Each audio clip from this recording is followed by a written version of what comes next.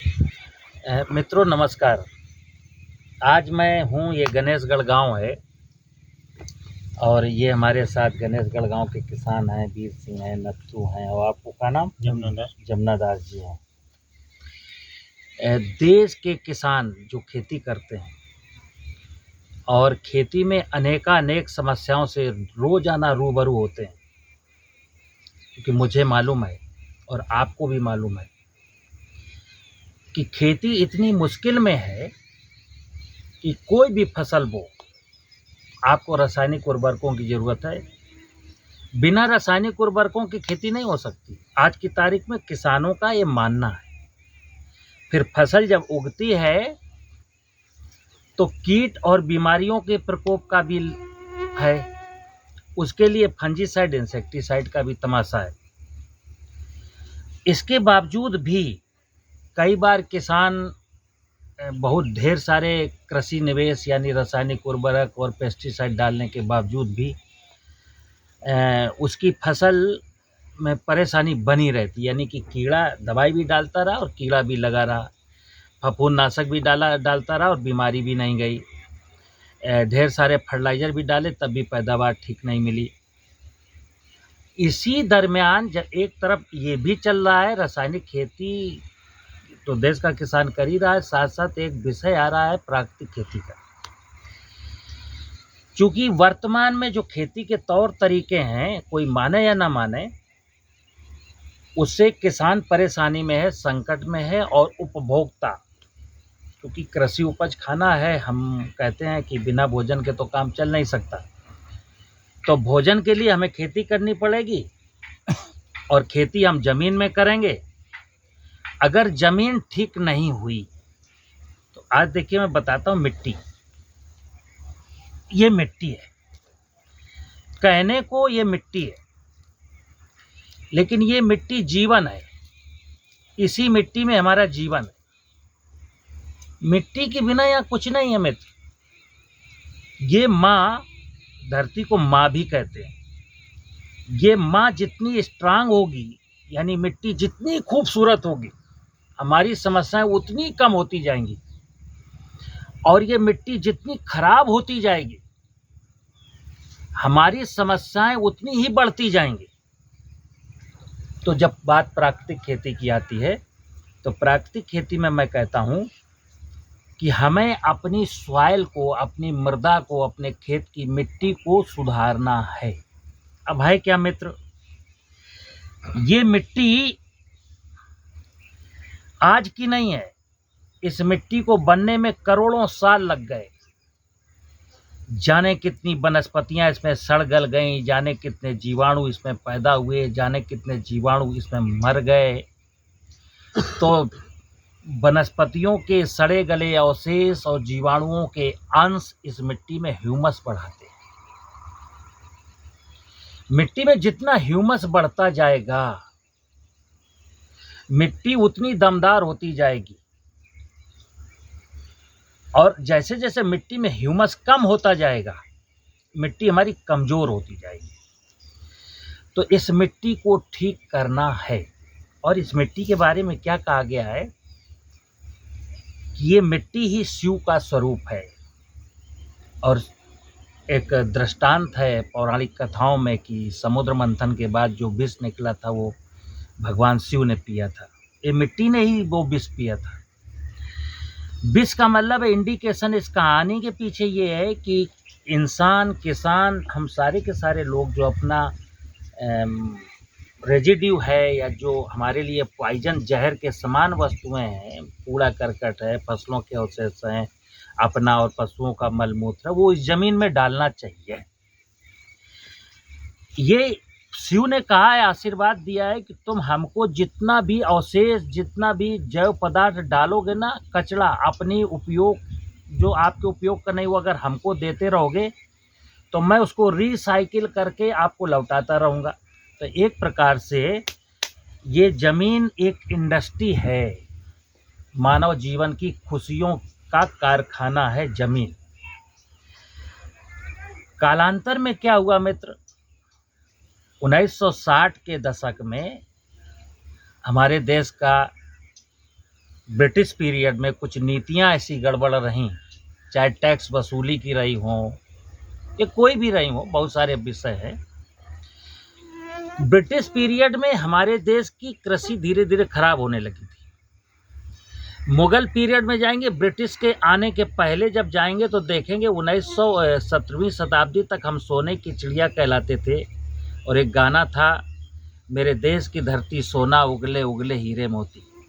तो ये धरती में सोना को थोड़ी पैदा होता है, हम इसमें अन्न उगाते थे और इसको निर्यात करते थे, बदले में सोना ले आते थे। लेकिन 1960 में चूंकि मेरे देश में खाद्यान्न की कमी थी, तो जल्दबाजी में हमने जो कुछ भी किया वो अच्छा किया, क्योंकि भूख को शांत करना था। भूख से लोग ना मरें, इसके लिए मैं भूरी भूरी प्रशंसा करता हूँ उस पूरे कार्यक्रम की। लेकिन आज की तारीख में जब हम खाद्यान्न उत्पादन में आत्मनिर्भर हो गए और खाद्यान्न मेरे पास सरप्लस है, इसके बाद मुझे पता है कि हमारी भूमि में जीवांश कार्बन की कमी हो गई, ज़मीन के नीचे का पानी खिसक गया, बायोडाइवर्सिटी कमज़ोर हो गई, हम बीमार होने लगे, किसान आत्महत्या करने लगा। तो ऐसी दशा में जब जैसे ही प्राकृतिक खेती की बात आती तो लोग केवल एक बात करते हैं, जीवामृत। मैं क्या कहता हूँ, जीवामृत प्राकृतिक खेती का एक छोटा सा हिस्सा है, बहुत ज़रूरी है, लेकिन सब कुछ नहीं है। सब कुछ में क्या है कि हमें इस ज़मीन में ह्यूमस बढ़ाना है। और ह्यूमस बढ़ाना क्यों है, देखिए आप, ह्यूमस क्या क्या काम करता है। अगर इस ज़मीन में ह्यूमस की मात्रा 1%, 1.5%, 2% हो जाए, तो आप जानते हो जो आप ट्यूबवेल लगाने में इतनी प्रक्रिया करते हो, बोरिंग कराना, बिजली का कनेक्शन लेना, डीजल बर्बाद करना, सिंचाई की ज़रूरत ही नहीं मित्र। और ना विश्वास हो तो अपने पूर्वजों से पूछ लेना, 50 साल पुराना इतिहास बता रहा हूँ। 50 साल पहले भी हमारी मिट्टी में इतनी ताकत थी कि हम लोग रबी के सीजन में चना, मटर, मसूर, राई, अलसी, जौ जैसी फसलें संचित नमी में, वर्षा की संचित नमी में बो देते थे और बिना सिंचाई के काट लेते थे। तो नंबर एक तो हमें पानी की ज़रूरत नहीं है। दूसरा, हम तुरंत कहने लगते हैं कि साहब मेरे फसल में बीमारी लग गई। अगर इस ज़मीन में ह्यूमस है तो ह्यूमस का मतलब है नाना प्रकार के लाभदायक सूक्ष्म जीव हैं। तो ज़मीन में दोनों प्रकार के जीव हैं, लाभदायक भी हैं और हानिकारक भी हैं, लेकिन उनका एक बैलेंस है। ये सॉइल में जो बेनिफिशियल माइक्रोब्स है वो नेगेटिव पैथोजन को कंट्रोल में रखते हैं और फसल में बीमारी नहीं लगने देते। तो ह्यूमस के बढ़ने से पानी की ज़रूरत कम, ह्यूमस के बढ़ने से रासायनिक उर्वरकों की ज़रूरत नहीं, ह्यूमस के बढ़ने से फसलों में भूमि जनित बीमारियां नहीं लगेंगी, ह्यूमस के बढ़ने से भोजन का स्वाद बेहतरीन मिलेगा, ह्यूमस के बढ़ने से फसल की उपज की जो पौष्टिकता है वो बरकरार रहेगी। अन्यथा क्या करते हैं, आज के विज्ञान की बात करेंगे तो बताते हैं फसलों को 17 पोषक तत्वों की ज़रूरत है, नाइट्रोजन इतना चाहिए, फास्फेट इतना चाहिए, पोटाश इतना चाहिए, फिर जिंक की कमी हो गई, फिर सल्फर की कमी हो गई, फिर बोरोन की कमी हो गई। ये सारी चीज़ें अगर किसान 17 पोषक तत्व बाजार से ला करके डालने लगे तो उसकी लाचारी समझ सकते हो आप, वो कहाँ जाएगा, कहाँ भटकेगा, कौन उसको क्वालिटी का फर्टिलाइज़र दे पाएगा। तो ये इम्पॉसिबल है।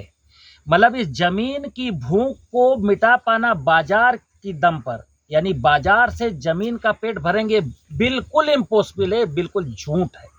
तो मैं किसान से क्या कहता हूँ कि प्राकृतिक खेती पर जब चलते हो तो हमें एक अटेंशन पे करना है कि हम तेरा वैभव अमर रहे माँ, हम दिन चार रहे न रहे। यानी तुम्हारा ये जो मिट्टी है इसका वैभव मेंटेन करना है। तो वैभव मेंटेन करने के लिए क्या चाहिए, मैं कई बार कहता हूँ, ये मिट्टी कैसे बनती है देखिए आप। हमने इसमें खरीफ में मूंगफली बोई, फिर रबी में इसमें गेहूं बोया, मूंगफली का टटुआ हुआ, रबी का गेहूं का भूसा हुआ।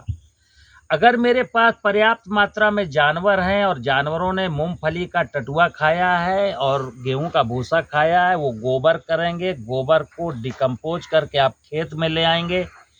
तो आपने कहा ना बहुत बड़ी इंडस्ट्री, इसको रॉ मटेरियल दो, कच्चा माल का मतलब टटुआ, गोबर, ऐसे कोई चीज़ें दोगे तो ये फिर गेहूँ और मूँगफली पैदा कर देगी, आपसे कुछ नहीं मांगेगी। लेकिन अगर इसकी मूँगफली का या उड़द का जो अवशेष था वो आपने जला दिया, फेंक दिया, गेहूँ का जो कि पशुपालन नहीं है, गेहूँ का भूसा भी आपने बेच दिया या आग लगा दी, तो क्या होगा? इसको तो रॉ मटेरियल तो कुछ मिला नहीं। अब जब रॉ मटेरियल नहीं मिला तो इसमें ह्यूमस नहीं बनेगा। दूसरा, कई बार लोगों ने कहा कि इसमें दीमक लगी आपके खेत में, तो आपने क्लोरोपाइरीफास डाल दिया। तो इसमें जो इंडस्ट्री में, इस इंडस्ट्री में है क्या? इस इंडस्ट्री में लाखों प्रकार के माइक्रोब्स हैं,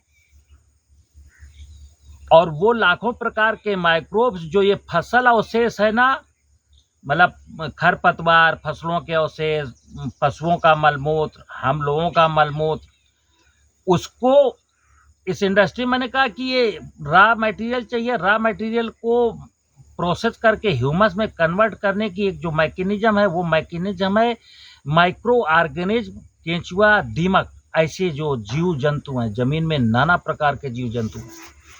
तो वो रॉ मटेरियल हो, कार्बनिक पदार्थ हो और जीव जंतु हो, तो मिट्टी ये बनती रहे। लेकिन एक और चीज़ है, मिट्टी में ये सारी चीज़ें प्रॉपर ढंग से ये इंडस्ट्री चलती रहे, तो उसके लिए मैंने कहा कि बारिश का जो दिन होता है वर्षा ऋतु में ये धरती अपना श्रृंगार करती है। देखना, वर्षा ऋतु में जैसे मई, जून, जुलाई में जो भी चीज़ें पड़ी हैं वो पड़ी रहती हैं, जैसी बारिश होती वो सड़ने लगती। तो जुलाई, अगस्त, सितंबर का जो महीना है वो सॉइल को रिच करने के लिए होता है। सॉइल उस समय अपना श्रृंगार करती है, ऊपर से बादल होते हैं, पानी बरसता है, नमी होती है, माइक्रोब्स के लिए फेवरेबल कंडीशन होती हैं और वो ज़मीन को बना देते हैं। तो प्राकृतिक खेती तो करनी पड़ेगी। मैं बार बार बोलता हूँ, प्राकृतिक खेती के बिना दो ही चीज़ें, या तो आप देश के, चूँकि मेरे देश में ज़मीन का एरिया बहुत कम है, आबादी बहुत ज़्यादा है, इसलिए हमें अपने प्राकृतिक संसाधनों को बचा के रखना। प्राकृतिक संसाधनों में सबसे बड़ा संसाधन है सॉइल की फर्टिलिटी। अब इतना कहने से काम नहीं होगा। फिर मैंने कहा, बारिश में अगर खेत की मेड़ हो, बारिश का पानी रुक जाए, खेत की मेड़ पर अगर पेड़ हो, जैसे हम जहाँ बैठे हैं वहाँ देखिए चारों तरफ, मैं कहूँगा कैमरा मैन से ज़रा धीरे धीरे कैमरा को घुमाएं, तो ये गणेशगढ़ गांव है, और चारों तरफ धीरे धीरे ज़रा दिखाएं कि हमारे चारों तरफ हरियाली है।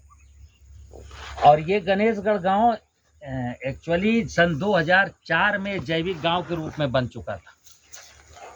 अब ये इस साल से, पिछले साल से प्राकृतिक खेती की ओर ये अग्रसर हो गया है। और इस गांव के लोगों ने इस साल, यानी ये रबी का सीज़न है, मूंगफली में कोई भी फर्टिलाइज़र नहीं डाला, कोई भी पेस्टिसाइड नहीं डाला, और अभी गेहूं की फसल में कुछ मात्रा में डीएपी, यूरिया डालते थे। और इस बार इन लोगों ने कसम खाई है कि इस साल से इस गांव में संपूर्ण लोग प्राकृतिक खेती करेंगे। क्योंकि मैंने फिर बोला, अगर यहाँ प्राकृतिक संसाधनों को संरक्षित करने की चाहत इन किसानों में पहले से है, तो प्राकृतिक संसाधन तो इन्होंने ठीक किए हैं। इस गांव में पानी की कमी नहीं है, जगह जगह चेक डैम है, कुएं हैं, हर किसान ने अपने खेत में नाना प्रकार के पेड़ लगा रखे हैं, हर किसान के पास पशु भी हैं। तो जिस गांव में पशु हों, पानी हो, मेड़ बनी हो, पेड़ लगी हों, तो उसकी तो सॉइल अच्छी होनी होनी। यहाँ तो प्राकृतिक खेती बहुत आसान है। तो देश के वो किसान जो हमसे अक्सर टेलीफोन पर पूछते हैं कि सचान साहब ये बताइए, मेरी टमाटर में ऐसा हो गया, मेरे पपीते में ऐसा हो गया, मेरी मिर्चा में ऐसा हो गया, मेरे गन्ना कम बढ़ रहा है, मेरा गेहूं कम बढ़ रहा है। एक ही चीज़ बताता हूँ, जिस दिन मैंने अपनी सॉइल में ह्यूमस की मात्रा को बढ़ा दिया, ये धरती जिस दिन संपन्न हो जाएगी उस दिन आपकी सारी समस्याएं समाप्त हो जाएंगी। और अगर मैं इस धरती को कंसीडर नहीं करता हूँ, गुड्डे गुड़िया का खेल खेलता हूँ, तो समस्याएं आपकी निरंतर आपके साथ चलती रहेंगी। तो कहा गया, एक साधे सब सदै, सब साधे सब जाए। काश हम सब लोग इस धरती को अगर माँ मान लेते ना। और सीधी सीधी बात है यार, जो बच्चा अपनी माँ को माँ मानता है जो बच्चा अपनी माँ का ख्याल रखता है उसको माँ कभी निराश नहीं करती, और जो लोग अपनी माँ का ख्याल नहीं रखते, जो लोग इस धरती को बंजर होने का मौका देंगे, बंजर होने के लिए कुछ ऐसे काम करेंगे, और ये माँ जब, ये धरती माता जब इसमें ह्यूमस नहीं रहेगा, इसमें पानी नहीं रहेगा, इसमें इसके जीव मर जाएंगे, तो हमारा मरना तय। आज मैं बेशक रासायनिक उर्वरक डाल करके, पेस्टिसाइड डाल करके कीर्तिमान स्थापित कर दूं कि मेरे देश का जो है खाद्यान्न उत्पादन 350 मिलियन टन है, किस काम का है? यहाँ आदमी तो कोई नहीं जिंदा है ना। जिसकी माँ मर गई वो आदमी कैसे जिंदा होगा? तो जिस प्रकार की सिचुएशन मेरी माँ की, उसी प्रकार की सिचुएशन मेरी आज हो गई है। तो हमें अगर जिंदा रहना है, हमें अपना हंसना है, मुस्कुराना है, तो ध्यान रखिए मित्र, एक ही फोकस है कि हम अपनी सॉइल को कैसे रिच करें। ये सॉइल जिस दिन रिच हो जाएगी, हम रिच हो जाएंगे, मेरे सारे निवेश बंद हो जाएंगे, किसान की आमदनी बढ़ जाएगी, उसका स्वास्थ्य सुधर जाएगा और सब कुछ अच्छा हो जाएगा। अगर इसको नहीं ठीक कर पाए तो कुछ भी अच्छा होने वाला नहीं है। नमस्कार।